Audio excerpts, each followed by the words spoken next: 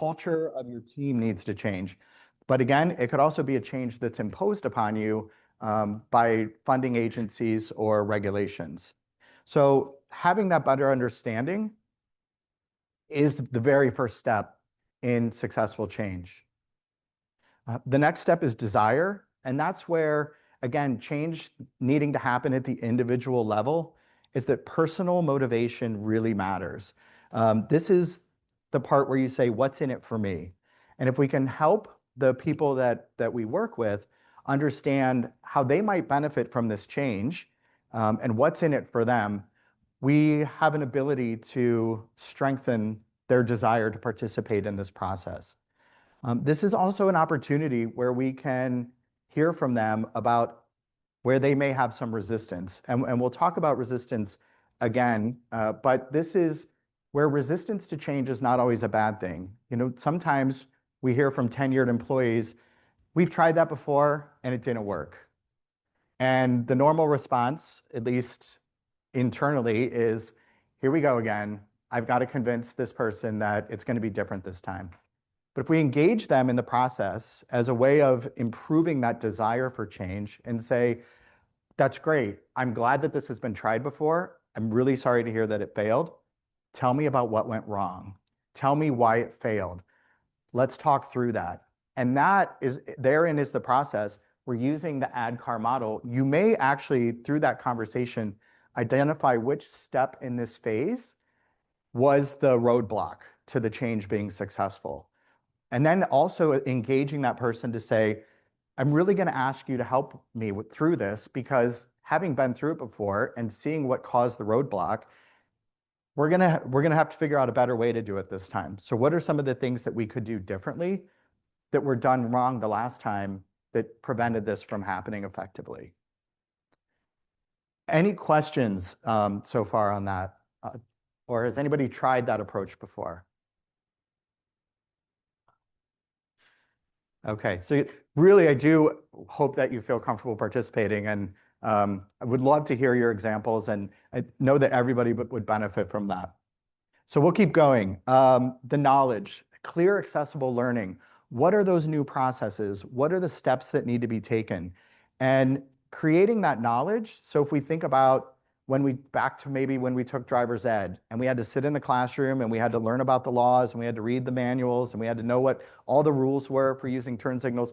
We had the knowledge, but that didn't mean that we had the ability to go out and start driving. Like I remember my first day in driver's ed and in the car, right? So having that opportunity to practice, to be able to fail, to be able to have somebody sitting next to you and say, nope, that's not the way to do it. Let's try it again.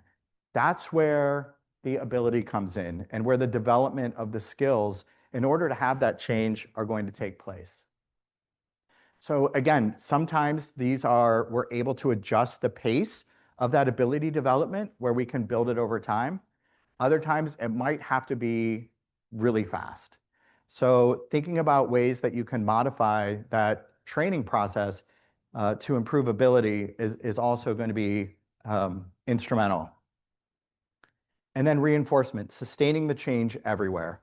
So again, this model really lays out how people process change. And when a person has all 5 elements and we've ensured that we have their buy-in on each step of the way and each one of these has been defined, using this process, ProSci quotes in their research that change initiatives are 7 times more likely to succeed when utilizing an informed approach like this one and tracking at each individual level and each group level along the way, each one of these steps. Yes.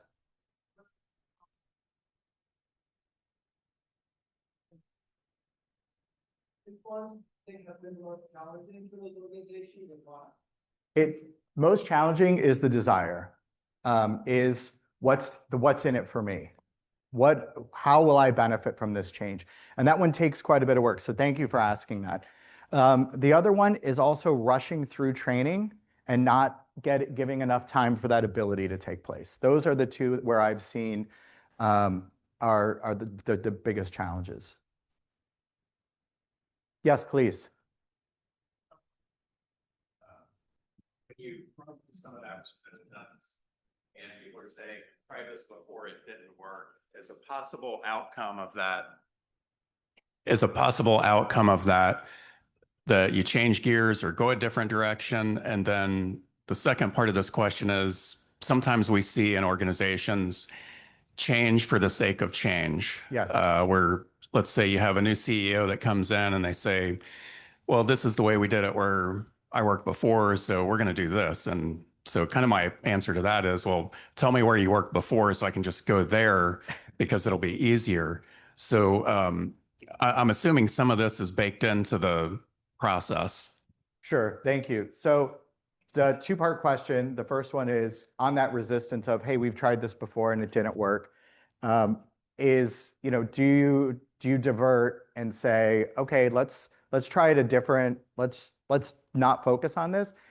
No, I would not recommend that, especially if the change is a mandated change or is a change that through the result of organizational assessment or other type of identification that it needs to happen. So back to that point of if a CEO is saying, hey, this needs to change, this is a way that we're going to implement this, and the justification for that change is, a better return on investment, lower costs. Like, again, identifying what the benefit of that change is. And it would be really naive of me to say that CEOs are always consistent about explaining that, but that is really where, as leaders, we have to ask the questions to say, hey, help us understand how we can share with the employees what's in it for them. What does it mean?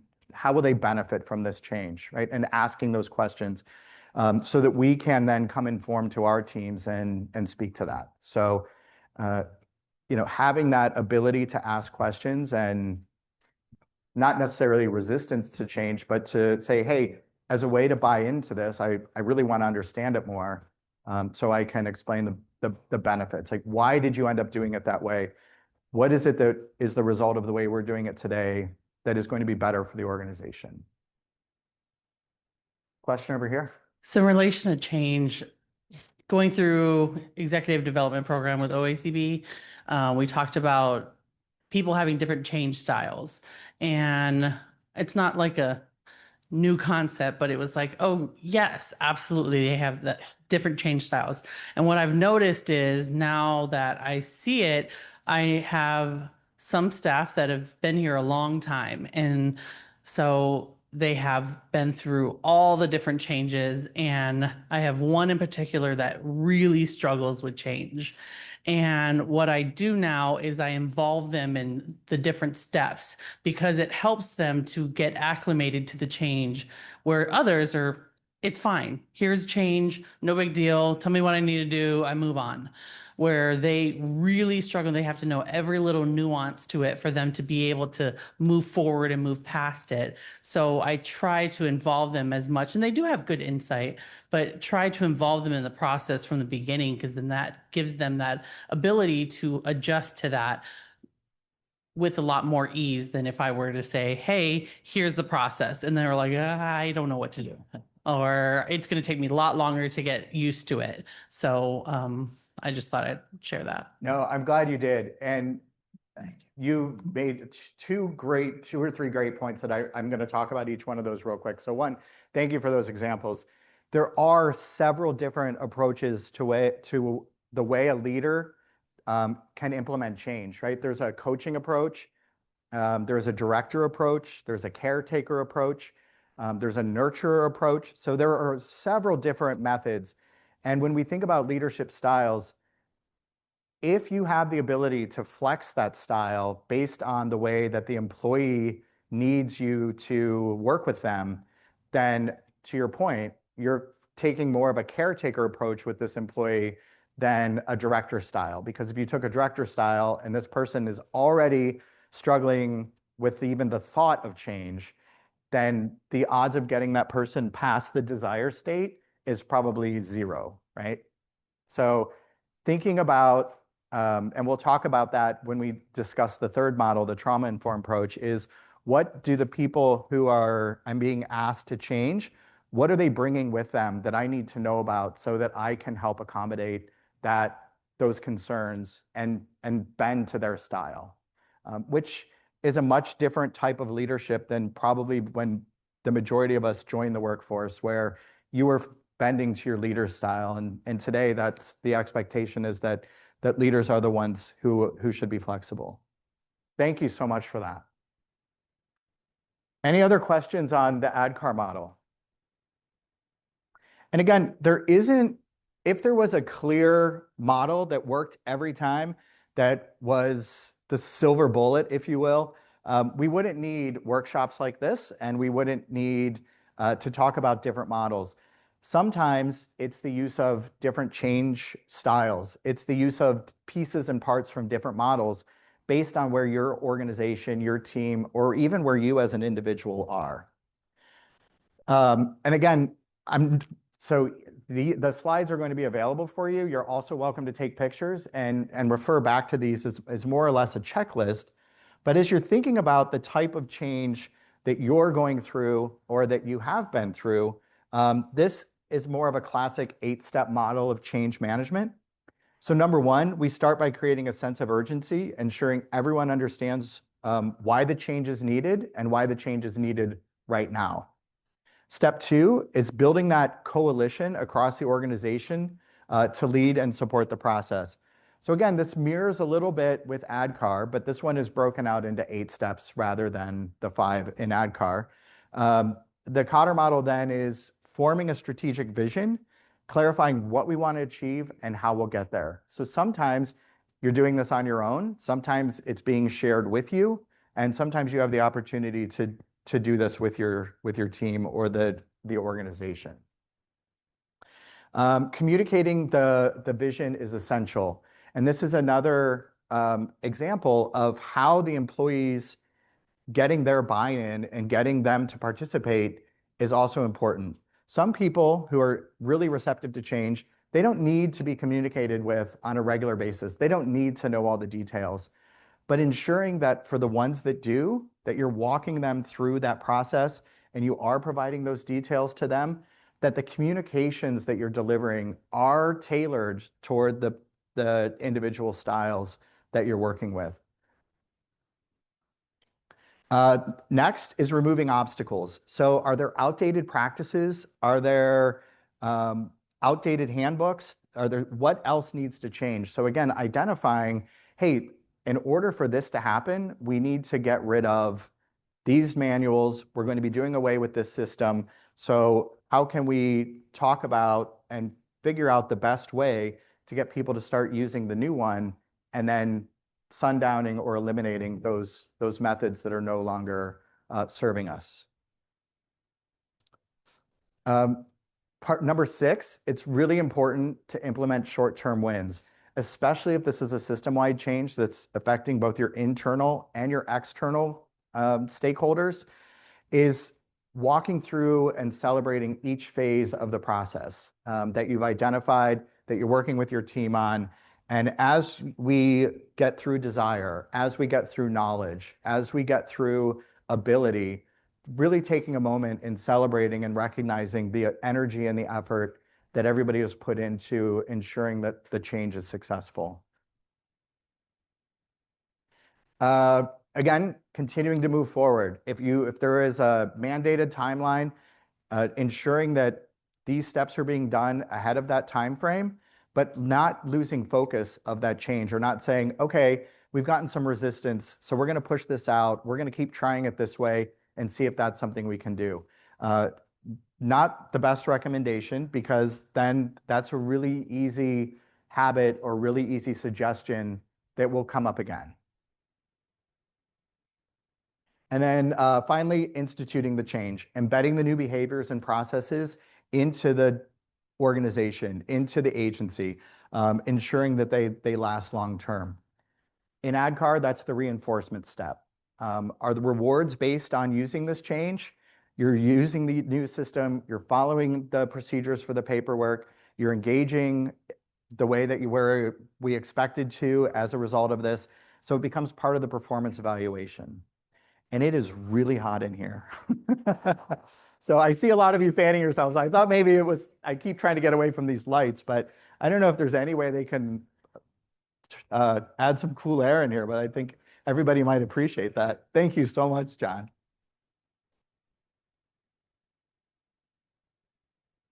Okay, so let's talk about how we would measure readiness for change. So we're going to switch back to the ADKAR model for this. Surveys and conversations capture the individual perspective. Sometimes that anonymous survey, asking a couple of questions in SurveyMonkey, letting people respond anonymously, gives them a safe space to share what they might not feel comfortable with saying in a team meeting or saying one-on-one. That's a great way for you to get information from your team and find out where some of those hidden resistors are. They may feel more comfortable sharing that with you anonymously. And that's great. That could actually be encouraged. Having the conversations with the employee that you already know might be challenging to adopt this change or even engage in the change, and getting their buy-in. Tools like ADKAR, tools like the 8-step model can reach every level. And again, tailoring the message for each role. So this score chart, so going back to the human resources article, or the human resources change that we identified in a couple slides earlier, is for each one of these on a scale of 1 to 5, is measuring each one of those stakeholder groups to say, 1 to 5, 1 being not ready at all, this is definitely a strong barrier to change. 5 being excellent, we have buy-in, we have support, we're ready to go. If it's 4 or 5, keep going. When we get to 3 or down to 2, then we know we may have a roadblock at that point. So going back to the question about, where in the process are the roadblocks usually identified, or what are most common, it depends. But that's why measuring along the way each of the groups is going to help you identify where that resistance might be. And again, that can be done surveys, conversations, and even observation in a lot of cases. Any questions on that scorecard process? Just a comment. Help is on the way. Perfect. It Thanks, can be John. done remotely with all this amazing technology. So should be a little relief any minute.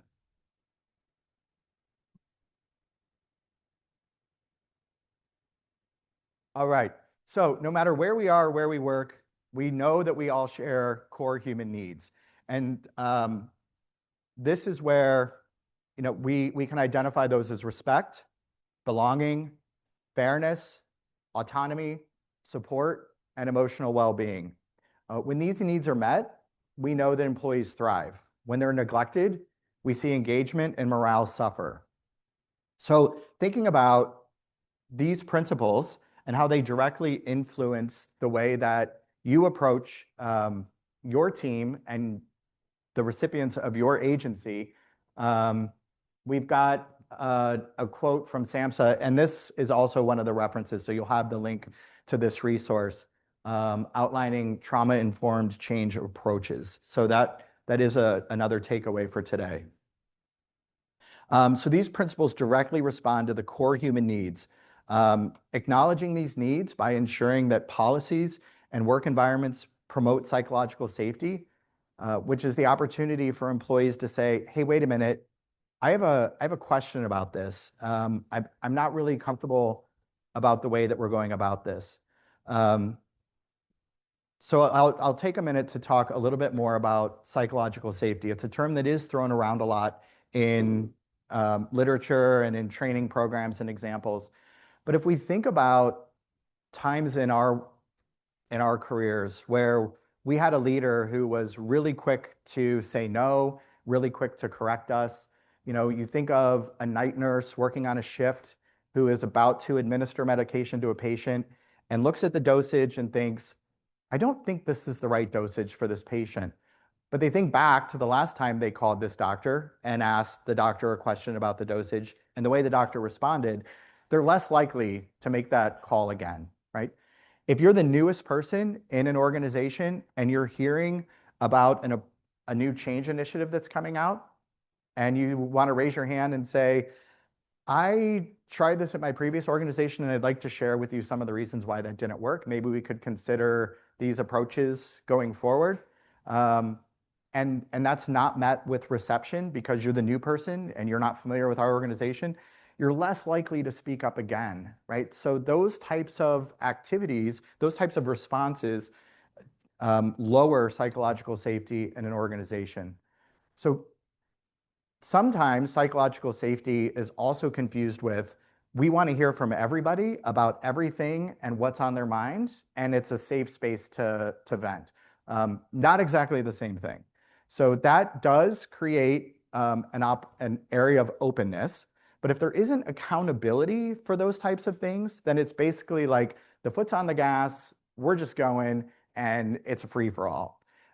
When accountability is really high, but psychological safety is really low, that's an anxiety zone, right? So if people are being held really accountable, but don't have an opportunity to engage in a process and share their thoughts, then it creates anxiety for them. So again, going back to some of the integral parts of what's required for a successful team to be engaged and motivated, that anxiety certainly does not contribute to that. So any questions about psychological safety or yes, please. That helps that balance. Can you explain how you maintain the balance? Sure. Do you want to give me an example? That too, it does kind of open up an environment where we do want people to speak up, but how do we control what they speak up? Not control it, but how do we set a standard that keeps it professional and keeps it moving forward? Because Sure. sometimes I think when we open up the floor on things, it gets a little overwhelming. How do we keep that moving? Yep. Does anybody want to share tactics they've tried before I respond to this question? So the question is, when you do open the floor for people to share feedback, how do you mitigate the risk of it just being everybody just sharing whatever comes, the first thing that comes to their mind? Yeah, and all the reasons it'll fail, right? Anybody had success with that challenge? Okay, so setting ground rules, having that as an office or a group standard, say, hey, you're encouraged to share why you might have a concern about something, what specifically your concern is related to, but also coming with an idea of how it could be addressed. And so when it's brought up in that group setting or that team setting, to be able to have those 3 or 4 guiding principles to refer back to and say, okay, is this a what, why, and how we might be able to overcome this as a challenge? You may have less objection if they're also being asked to provide an idea on how to solve for it. But being receptive to that as well. I mean, it may be the craziest idea on how to solve for it, but to still take that under consideration and say, you know, I really appreciate that idea. Let's talk through some of the ways that might work. What are some of the ways that might not work? And giving them the opportunity to know that their suggestion was received and can be evaluated, even if you know right away, like, okay, that's the craziest idea that I've ever heard, but let's go through the process. Let's talk about it. And so then they may be more likely to take a more informed approach or a more thoughtful approach in what they're sharing. How are we on time? Are we doing okay? 15 minutes. Excellent. So let's talk a little bit more about trauma-informed care. So again, meeting people where they are, understanding and or attempting to understand what are some of the things that they are bringing with them that could be affecting their view, their perceptions, their desire to participate, whether it's change or even in day-to-day. So let's talk for a moment about individuals with intellectual disabilities. These individuals likely face higher rates of trauma and associated challenges. So trauma-informed care can improve those types of outcomes and staff well-being when you're approaching it with the understanding that this individual has already most likely been through a tremendous amount of direct and indirect trauma as a result of their intellectual disability. So when we also think about that in the workplace and understanding that people can have sensitivity to noise, to temperature, this case in particular to temperature, what is it that we can do to help mitigate from some of those things from happening for that employee? And knowing that if this employee has an aversion to loud noise, to beeping, is it a way that we can say to the office staff, hey, if we could not have alerts turned up all the way on our cell phones, it would make for a more adaptive environment for people who are sensitive to noise. And so you don't necessarily and are not encouraged to point out who in the organization has that sensitivity. But again, having those conversations with your team and helping ensure that that environment that you're creating and supporting is an environment where they feel comfortable and that those needs are being addressed.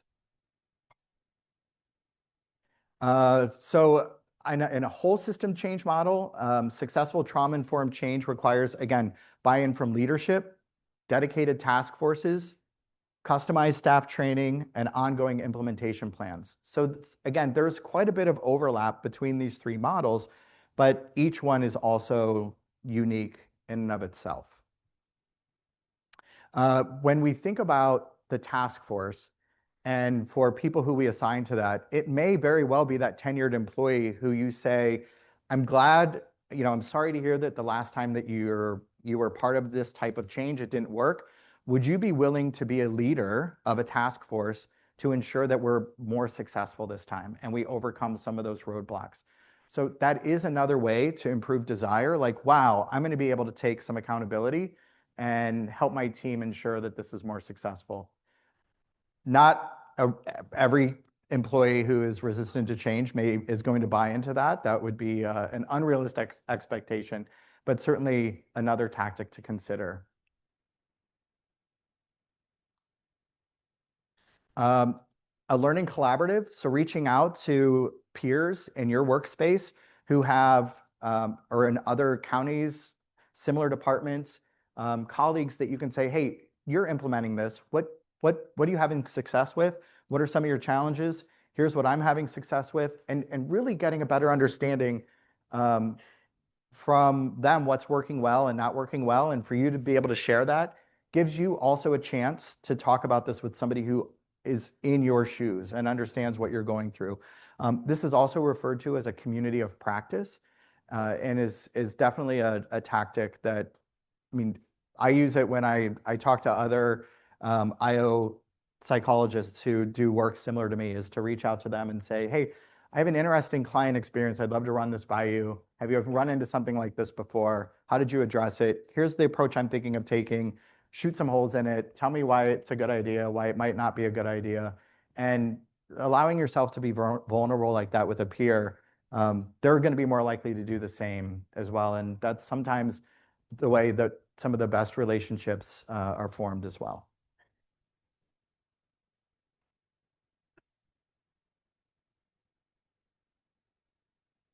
All right, so now we'll get into leading the change process, and then our last two slides are really thinking about the type of change that you identified in the beginning and how you think some of these tactics and models might work. So again, back to the beginning, change happens at the individual level, but it's also a leadership journey. It happens through one conversation at a time, one coaching session, one feedback loop, and really for the leader providing support for all staff and meeting those staff members where they are. It comes from a personalized approach. And again, we had the question earlier about different approaches to change. Each one of your employees are most likely going to respond to a different approach to change. Some people just want the direct. Give me it, tell me what's happening, tell me what I need to do, I'm on it, and I'll let you know if I have any questions. They're great for the director approach, but that approach does not work well with somebody who hears the word change and immediately breaks out in sweat. So this is a self-assessment that if you were to say, hey, in this change process that I'm thinking about, or even in my organization, where are your people today? How would you score them on alignment with the organization's mission, alignment with initiatives and the strategic plan and the vision of your organization. What is their awareness level of that mission? Are they have an understanding of how what they do every day when they show up to work contributes to that mission and vision of your department? That is an instrumental part of employee motivation, is knowing how what they're doing day to day contributes to your purpose and your mission. Having an honest evaluation with yourself about what's working and what isn't. Is it communications? Is it training? Is it reinforcement? And asking, again, asking for that feedback from your team of how they might feel better supported. And then finally, for the lagging groups, are you able to identify characteristics in those groups to say, you know what, it's the entry-level employees, it's the mid-level managers, or it's the employees who have been here a really long time. That's where my biggest resistance is. So again, by having that scorecard for each one of your groups, you can say, all right, I've got acceptance, I have desire from everybody except for this group. What are the methods that I need to take to get this group on board and move them along? So this is where I'd like to hear from you in part one. What is a barrier action that you might take for one of these steps in the ADKAR model?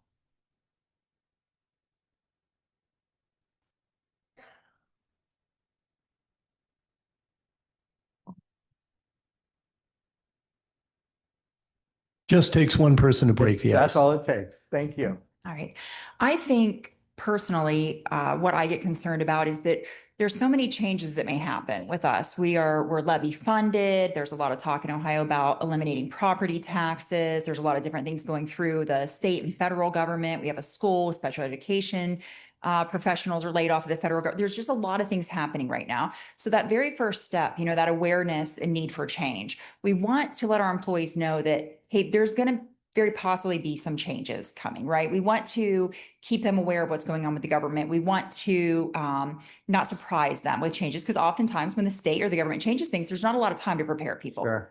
But what can happen then is I feel like we almost become like fear mongers. Like, well, this could happen and that, and then employees will come to me because I do human resources, and they'll come to me and say, should I be looking for a job? Like we need a levy next year and there's not gonna be property taxes in Ohio anymore. Should I be out trying to find a job? And so we've had 98% retention, and I have multiple employees coming to me saying, hey, we're looking for a job. And that's very concerning. So how would you suggest that we keep that awareness, we take that action step, because I think it is necessary in our environment we're in, but not be these fear mongers and not have it have a negative effect on our workforce? Sure. No, thank you very much.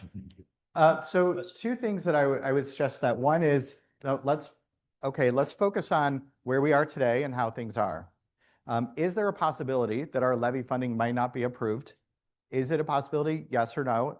If yes, then if you would feel more comfortable in being prepared to job search, that might be something that you could do to then have an understanding that, okay, I don't need to look for a new job right now, but say the levy didn't get approved, how long would you have before something had to change, right? So helping them realize, like, if this worst case scenario happens, this is about how long it would take before it affected where we had to start making decisions on layoffs, et cetera.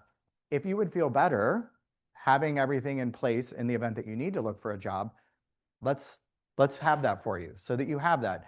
But if there isn't a need for them to look for a job, then that would be the response.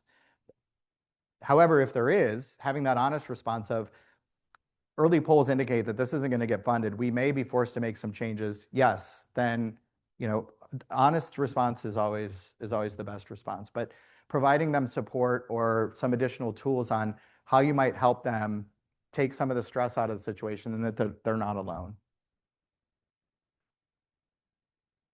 Any other change topics or barriers that you're currently going through that you'd like to talk or get feedback from your community of practice here?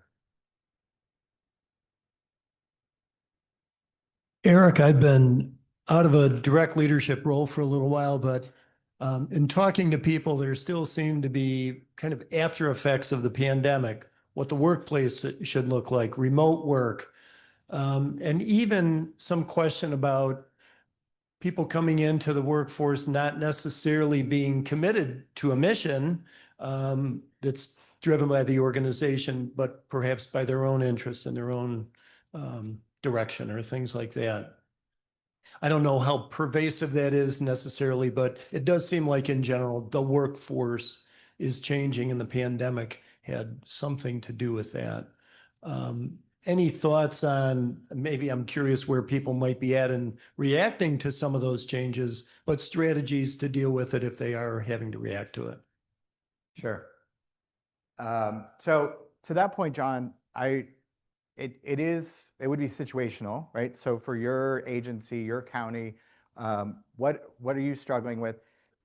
One of the next presentation that we'll have after lunch is effective hiring and recruiting strategies. So we'll talk a little bit more about ensuring or ways you can ensure that the person that you're interviewing, screening, is aware of what the organizational mission is, has a realistic preview of the job, what's required of them, what their day-to-day is going to look like, so that you have a better chance of ensuring that on day one, that you have their buy-in and that they're aware and they have a desire to come to work and contribute. So we'll be talking a little bit about that after lunch. Eric, we do have a question from someone through chat. Great. He asks, is there a better approach to use for a major use of maybe a major change agent or event compared to change that comes from a continuous improvement change? Does that make sense, or should I read it again? Yeah, try one more time. All right, let me start over again. Is there a better approach to use for a major change agent compared to change that comes about from a continuous change movement? And what tactics can be used to build a culture of change, in quotes, where change, when it comes up, is more likely to be accepted and not feared? Does that help? It does. Okay, So if thank you. sure. So if it's just one major change that I believe is what the participant is asking, versus we really need to become better at change process along the way. So it is absolutely talking through with your team about what needs to change and having a change model or parts of a change model that you're utilizing. So unfortunately, the answer to that question is it really depends. It depends on the change and the specific group that you're working through the change with. So each one of these may be different. And it's through that initial assessment process about what's changing, why is it changing, how is it changing, and who are all of the groups that are affected is where we start in order to then determine what's the best way to approach using different change management techniques to build that customized plan. So it is, again, it's not a one-off solution. It would be great to identify and invent one of those, but it really has to be unique to the situation. And giving yourself the opportunity to identify if something's not working and being you as the leader being willing to change your approach, your communication style, or the training methods that are being used. Any other questions? All right, let's air this room out a little bit, shall we? Thank you so much for Thank you, Eric.